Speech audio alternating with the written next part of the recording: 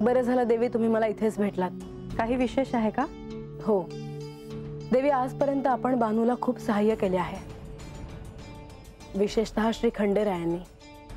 पण काही काळ त्यांनी तिला भेटू नये आणि तिच्याशी बोलू नये असा मी निर्णय घेतला आहे।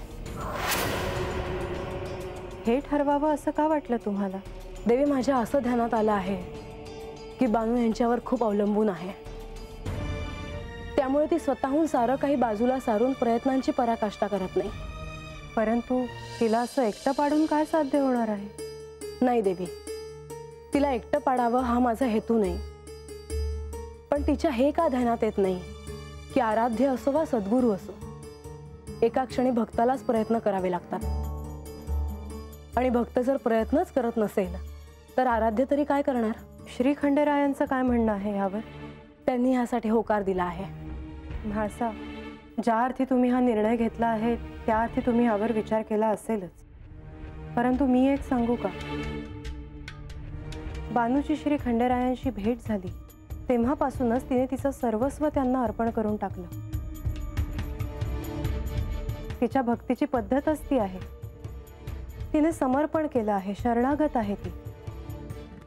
त्यामुळे कुठलीही परिस्थिती असेल तरीही श्री खंडेराय तिला सहाय्य करतीलच असंच तिला वाटत राहणार। आणि मला तिचा तोच भ्रम मोडायचा आहे देवी, तिने प्रयत्न करणं आवश्यक आहे।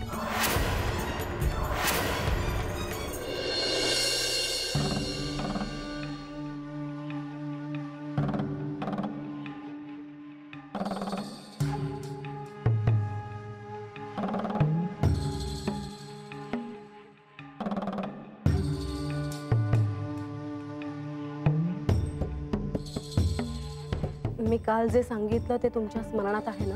मी बानूला भेटायचं नाही, तिच्याशी बोलायचं नाही, हेच ना? हो। म्हाळसा, मला असं वाटतं की आता हा विषय पुरे, आपण राज्यकारभाराविषयी देखील बोलू शकतो। हो बोलूया, पण आज बानूचा संदेश आला आहे, याला योगायोग म्हणायचं की अजून काही? काय संदेश होता? तिला तुम्हाला भेटायचं आहे। कशा संदर्भात? त्याचं कारण काही कळलं नाही, पण मी तुम्हाला म्हणाले होते ना की ती पूर्णपणे तुमच्यावर अवलंबून आहे, तुम्ही तिला काहीतरी सहाय्य कराल असं तिला वाटतं। म्हाळसा, तू सांगेपर्यंत मी बानूला भेटणार नाही असं ठरलंय ना? मग आता चिंता नसावी। मी चिंता करत नाही, ठरल्याप्रमाणेच तुम्ही वागाल याची मला खात्री आहे। मग झालं तर असंही मला राज्यात लोकांना देखील भेटायचे आहे। सफरचंदाचे काप नीट परतल्यानंतर त्यामध्ये दालचिनी पूड आणि मध घालून पुन्हा नीट परतून घ्यावं। बटर लावलेल्या ब्रेडवर सफरचंदाचे तुकडे, बदामाचे तुकडे, टुटी फ्रुटी, डार्क चॉकलेट आणि मीठ घालून दुसरा ब्रेडचा तुकडा त्यावर ठेवून वरच्या बाजूला बटर लावून घ्यावं। एका बाउलमध्ये स्ट्रॉबेरी सिरप आणि क्रीम घालून सॉस तयार करून घ्यावा। तयार सँडविच पॅन मध्ये बटरवर ग्रिल करून घ्यावं आणि स्ट्रॉबेरी सॉस बरोबर सर्व्ह करावं।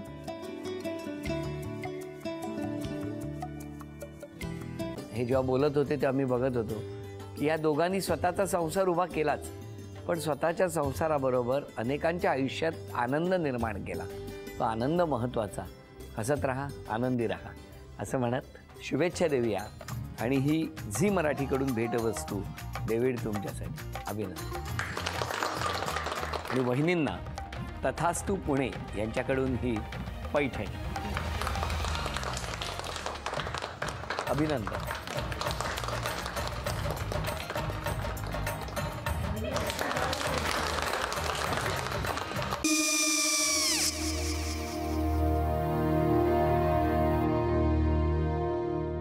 काय गो?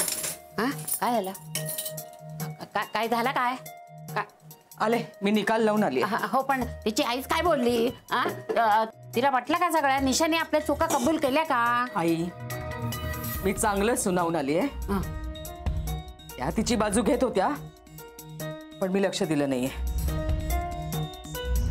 खूप झालं आता, चांगुलपणा खूप झाला। मऊ दिसलं ना की कोपऱ्याने खणतात ना माणसं, ते असं। अगो पण आईच म्हणली काय तिची? पटला काय तिका? मला माहिती। आई, मी तुम्हाला नंतर फोन करते. हो चालेल. आणि आई बाबा जे बोलले त्याचं वाईट नका वाटून घेऊ. सॉरी. सॉरी काय त्या? नेहा आले. आई मी येते. हो काकू येते.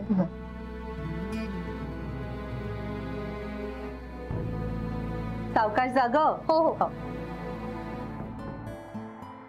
मग काय काकू, कधी उडवता लग्नाचा बार? बघूया.